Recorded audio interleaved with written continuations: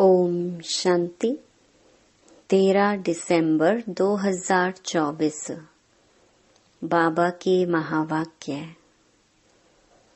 मीठे बच्चे, अपने लक्ष्य और लक्ष्य दाता बाप को याद करो तो दैवी गुण आ जाएंगे। किसी को दुख देना, ग्लानि करना, यह सब आसुरी लक्षण हैं। प्रश्न: बाप का तुम बच्चों से बहुत ऊंचा प्यार है, उसकी निशानी क्या है? उत्तर: बाप की जो मीठी मीठी शिक्षाएं मिलती हैं, यह शिक्षाएं देना ही उनके ऊंचे प्यार की निशानी है।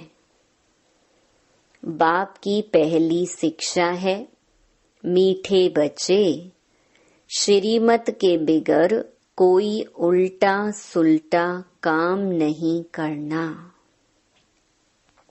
दूसरा, तुम स्टूडेंट हो, तुम्हें अपने हाथ में कभी भी लौ नहीं उठाना है। तुम अपने मुख से सदैव रतन निकालो, पत्थर नहीं। ओम शांति। बाप बैठ बच्चों को समझाते हैं। अब इनको माना लक्ष्मी नारायण को तो अच्छी रीति देखते हो। यह है एम ऑब्जेक्ट, अर्थात तुम इस घराने के थे। कितना रात दिन का फर्क है, इसलिए घड़ी घड़ी इनको देखना है। हमको ऐसा बनना है। इन्हों की महिमा तो अच्छी रीति जानते हो। यह पॉकेट में रखने से ही खुशी रहेगी। अंदर में दुविधा जो रहती है, वह नहीं रहनी चाहिए। इसको देह अभिमान कहा जाता है। देही अभिमानी हो, इन लक्ष्मी नारायण को देखेंगे तो समझेंगे हम ऐसे बन रहे हैं, तो जरूर इनको देखना पड़े। बाप समझाते हैं, तुमको ऐसा बनना है। मध्याजी भव, इनको देखो, याद करो। दृष्टांत बताते हैं ना। उसने सोचा मैं भैंस हूँ, तो वह अपने को भैंस ही समझने लगा। तुम जानते हो, यह हमारा एम ऑब्जेक्ट है। यह बनने का है। कैसे बनेंगे? बाप की याद से। हर एक अपने से पूछे बरोबर, हम इनको देख बाप को याद कर रहे हैं।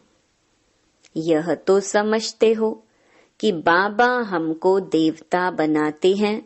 जितना हो सके याद करना चाहिए। यह तो बाप कहते हैं कि निरंतर याद रह नहीं सकती, परंतु पुरुषार्थ करना है। भल गृहस्थ व्यवहार का कार्य करते हुए इनको लक्ष्मी नारायण को याद करेंगे तो बाप जरूर याद आएगा। बाप को याद करेंगे तो यह जरूर याद पड़ेगा। हमको ऐसा बनना है। यही सारा दिन धुन लगी रहे तो फिर एक दो की ग्लानि कभी नहीं करेंगे। यह ऐसा है, फलाना ऐसा है। जो इन बातों में लग जाते हैं, वह ऊंच पद पा नहीं सकेंगे। ऐसे ही रह जाते हैं। कितना सहज करके समझाया जाता है, इनको याद करो, बाप को याद करो, तो तुम यह बन ही जाएंगे। यहाँ तो तुम सामने बैठे हो, सभी के घर में यह लक्ष्मी नारायण का चित्र जरूर होना चाहिए। कितना एक्यूरेट चित्र है। इनको याद करेंगे तो बाबा याद आएगा। सारा दिन और बातों के बदले यही सुनाते रहो। फलाना ऐसा है, यह है, किसकी निंदा करना, इसको दुविधा कहा जाता है। तुम्हें अपनी दैवी बुद्धि बनाना है। किसको दुख देना, ग्लानि करना, चंचलता करना, यह स्वभाव नहीं होना चाहिए। इसमें तो आधा कल्प रहे हो। अभी तुम बच्चों को कितनी मीठी शिक्षा मिलती है। इनसे ऊंच प्यार दूसरा कोई होता नहीं। कोई भी उल्टा सुलटा काम श्रीमत बिगड़ नहीं करना चाहिए।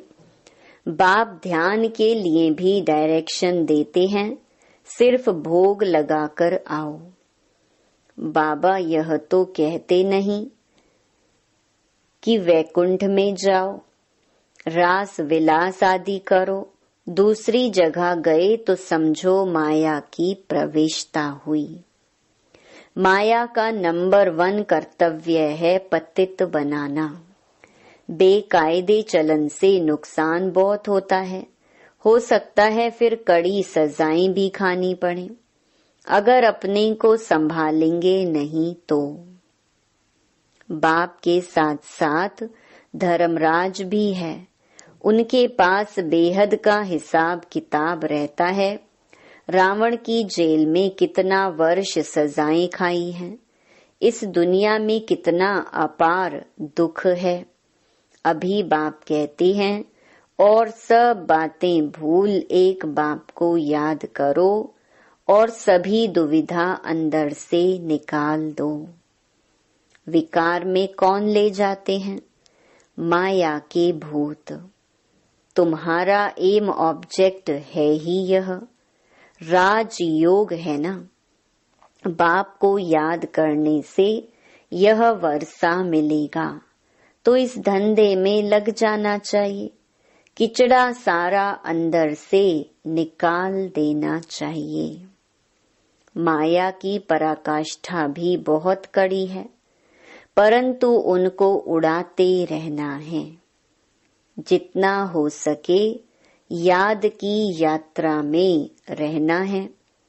अभी तो निरंतर याद हो न सके। आखिरी निरंतर तक भी आएंगे, तब ही ऊंच पद पाएंगे। अगर अंदर दुविधा खराब ख्यालात होंगे तो ऊंच पद मिल नहीं सकता।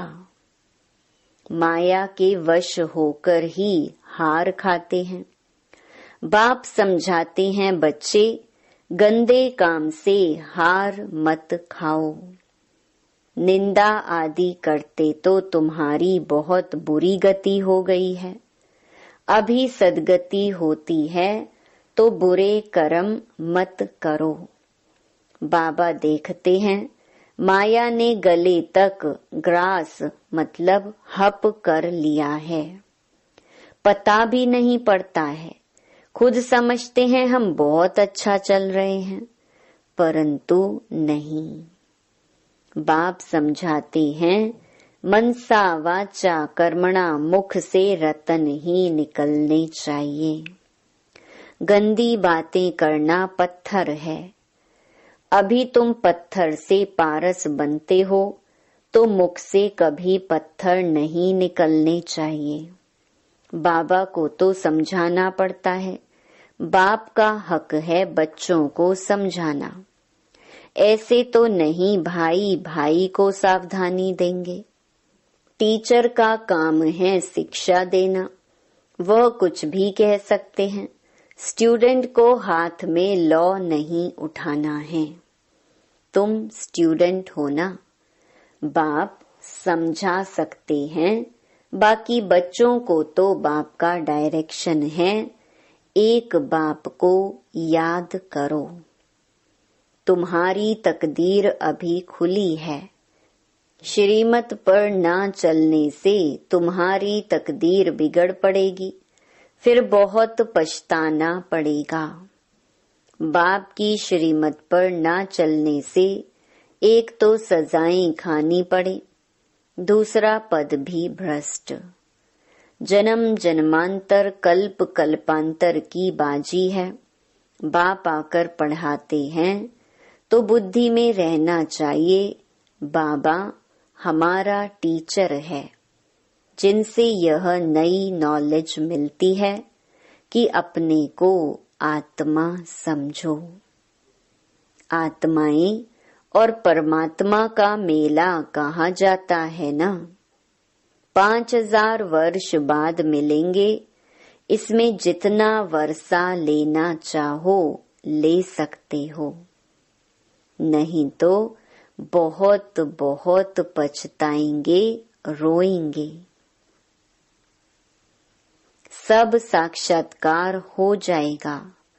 स्कूल में बच्चे ट्रांसफर होते हैं तो पिछाड़ी में बैठने वालों को सभी देखते हैं। यहाँ भी ट्रांसफर होते हैं। तुम जानते हो, यहाँ शरीर छोड़कर फिर जाए, सतयुग में प्रिंस के कॉलेज में भाषा सीखेंगे। वहाँ की भाषा तो सभी को पढ़नी पड़ती है, मदर लैंग्वेज। बहुतों में पूरा ज्ञान नहीं है, फिर पढ़ते भी नहीं है रेगुलर। 1-2 बार मिस किया तो आदत पड़ जाती है मिस करने की। संग है माया के मुरीदों का। शिव बाबा के मुरीद थोड़े हैं, बाकी सब हैं माया के मुरीद। तुम शिव बाबा के मुरीद बनते हो तो माया सहन नहीं कर सकती है, इसलिए संभाल बहुत करनी चाहिए। छी गंदे मनुष्यों से बड़ी संभाल रखनी है। हंस और बगुले है ना। बाबा ने रात को भी शिक्षा दी है। सारा दिन कोई ना कोई की निंदा करना, पर चिंतन करना, इनको कोई दैवी गुण नहीं कहा जाता है। देवताएं ऐसा काम नहीं करते हैं। बाप कहते हैं बाप और वर्षे को याद करो, फिर भी निंदा करते रहते हैं। निंदा तो जन्म जन्मांतर करते आए हो, दुविधा अंदर रहती ही है। यह भी अंदर मारा मारी है। मुफ्त अपना खून करते हैं, बहुतों को घाटा डालते हैं। फलाना ऐसा है, इसमें तुम्हारा क्या जाता है। सबका सहायक एक बाप है। अभी तो श्रीमत पर चलना है। मनुष्य मत तो बड़ा गंदा बना देती है। 1-2 की ग्लानि करते रहते हैं। ग्लानि करना यह है माया का भूत। यह है ही पतित दुनिया। तुम समझते हो कि हम अभी पतित से पावन बन रहे हैं, तो यह बड़ी खराबियां हैं। समझाया जाता है, आज से अपना कान पकड़ना चाहिए, कभी ऐसा कर्म नहीं करेंगे। कुछ भी अगर देखते हो तो बाबा को रिपोर्ट करनी चाहिए। तुम्हारा क्या जाता है। तुम 1-2 की ग्लानि क्यों करते हो। बाप सुनता तो सब कुछ है ना। बाप ने कानों और आँखों का लोन लिया है ना। बाप भी देखते हैं तो यह दादा भी देखते हैं। चलन वातावरण तो कोई कोई का बिल्कुल ही बेकायदे चलता है। जिनका बाप नहीं होता है उनको छोरा कहा जाता है। वह अपने बाप को भी नहीं जानते, याद भी नहीं करते हैं। सुधरने बदले और ही बिगड़ते हैं, इसलिए अपना ही पद गंवाते हैं। श्रीमत पर नहीं चलते तो छोरे हैं। माँ बाप की श्रीमत पर नहीं चलते हैं। त्वमेव माताश्च पिता त्वमेव। बंधु आदि भी बनते हैं, परंतु ग्रेट ग्रेट ग्रैंडफादर ही नहीं तो मदर फिर कहाँ से होगी। इतनी भी बुद्धि नहीं। माया बुद्धि एकदम फेर देती है। बेहद के बाप की आज्ञा नहीं मानते हैं तो दंड पड़ जाता है। जरा भी सद्गति नहीं होती है। बाप देखते हैं तो कहेंगे ना, इनकी क्या बुरी गति होगी। यह तो टांगर अक के फूल हैं, जिसको कोई भी पसंद नहीं करता है।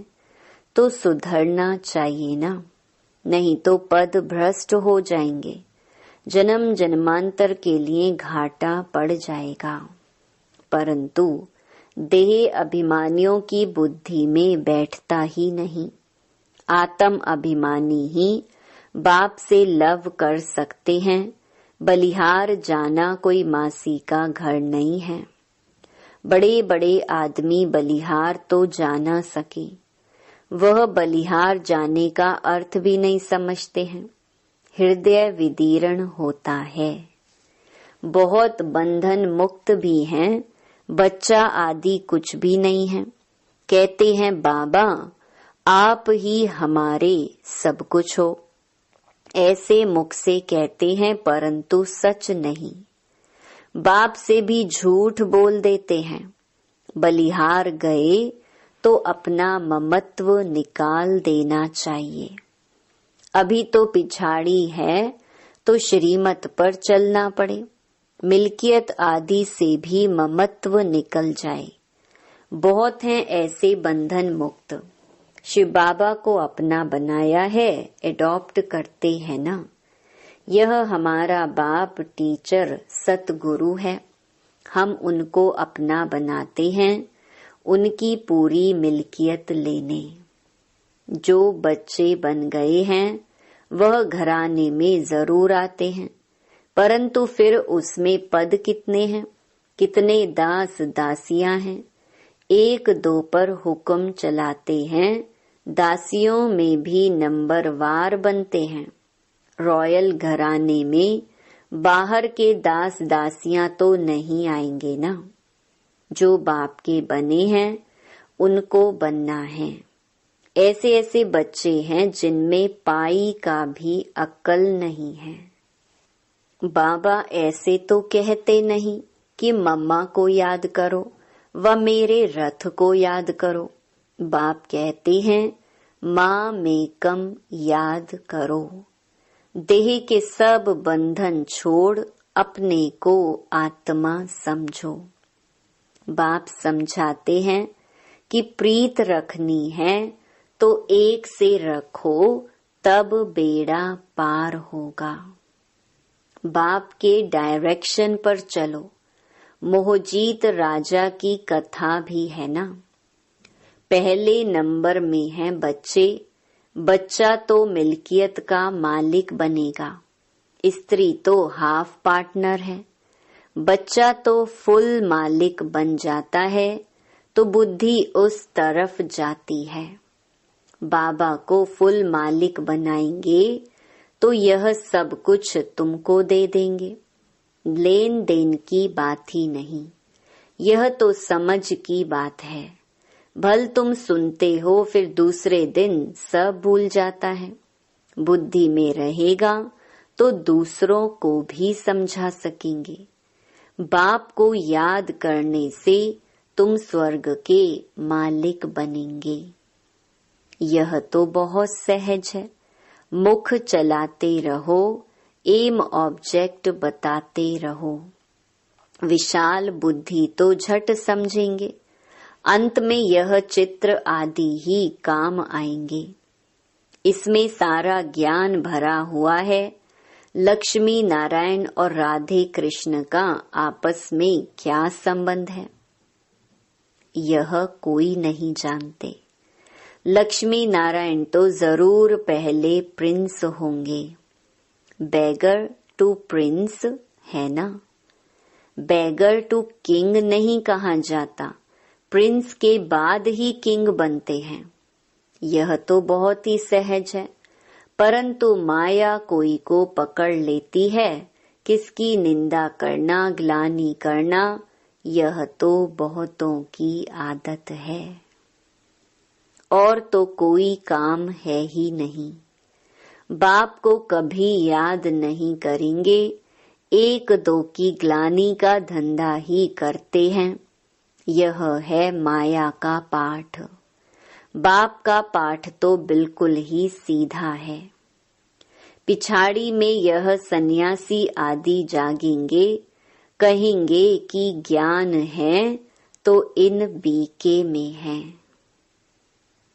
कुमार कुमारियां तो पवित्र होते हैं, प्रजापिता ब्रह्मा के बच्चे हैं। हमारे में कोई खराब ख्याल भी नहीं आना चाहिए। बहुतों को अभी भी खराब ख्यालात आते हैं, फिर इसकी सजा भी बहुत कड़ी है। बाप समझाते तो बहुत हैं, अगर कुछ चाल तुम्हारी फिर खराब देखी तो यहाँ रह नहीं सकेंगे। थोड़ी सजा भी देनी होती है, तुम लायक नहीं हो। बाप को ठगते हो, तुम बाप को याद कर नहीं सकेंगे। अवस्था सारी गिर जाती है। अवस्था गिरना ही सजा है। श्रीमत पर ना चलने से अपना पद भ्रष्ट कर देते हैं। बाप के डायरेक्शन पर ना चलने से और ही भूत की प्रवेशता होती है। बाबा को तो कभी कभी ख्याल आता है, कहीं बहुत कड़ी कड़ी सजाएं अभी ही शुरू ना हो जाएं। सजाएं भी बहुत गुप्त होती है ना, कहीं कहीं पीड़ा ना आए। बहुत गिरते हैं, सजा खाते हैं। बाप तो सब इशारे में समझाते रहते हैं। अपनी तकदीर को लकीर बहुत लगाते हैं, इसलिए बाप खबरदार करते रहते हैं, अभी गफलत करने का समय नहीं है। अपने को सुधारो, अंत घड़ी आने में कोई देरी नहीं है। अच्छा, मीठे मीठे सिकिलधे बच्चों प्रति मात पिता बाप दादा का याद प्यार और गुड मॉर्निंग। रूहानी बाप की रूहानी बच्चों को नमस्ते। धारणा के लिए मुख्य सार। पहला, कोई भी बेकायदे श्रीमत के विरुद्ध चलन नहीं चलनी है। स्वयं को स्वयं ही सुधारना है। छी गंदे मनुष्यों से अपनी संभाल करनी है। दूसरा, बंधन मुक्त हैं तो पूरा पूरा बलिहार जाना है। अपना ममत्व निकाल देना है। कभी भी किसी की निंदा व परचिंतन नहीं करना है। गंदे खराब ख्यालातों से स्वयं को मुक्त रखना है। वरदान, समर्थ स्थिति का स्विच ऑन कर व्यर्थ के अंधकार को समाप्त करने वाले अव्यक्त फरिश्ता भव। जैसे स्थूल लाइट का स्विच ऑन करने से अंधकार समाप्त हो जाता है, ऐसे समर्थ स्थिति है स्विच। इस स्विच को ऑन करो तो व्यर्थ का अंधकार समाप्त हो जाएगा। एक एक व्यर्थ संकल्प को समाप्त करने की मेहनत से छूट जाएंगे। जब स्थिति समर्थ होगी तो महादानी वरदानी बन जाएंगे, क्योंकि दाता का अर्थ ही है समर्थ। समर्थ ही दे सकता है, और जहाँ समर्थ है वहाँ व्यर्थ खत्म हो जाता है। तो यही अव्यक्त फरिश्तों का श्रेष्ठ कार्य है। स्लोगन, सत्यता के आधार से सर्व आत्माओं के दिल की दुआएं प्राप्त करने वाले ही भाग्यवान आत्मा हैं। ओम शांति।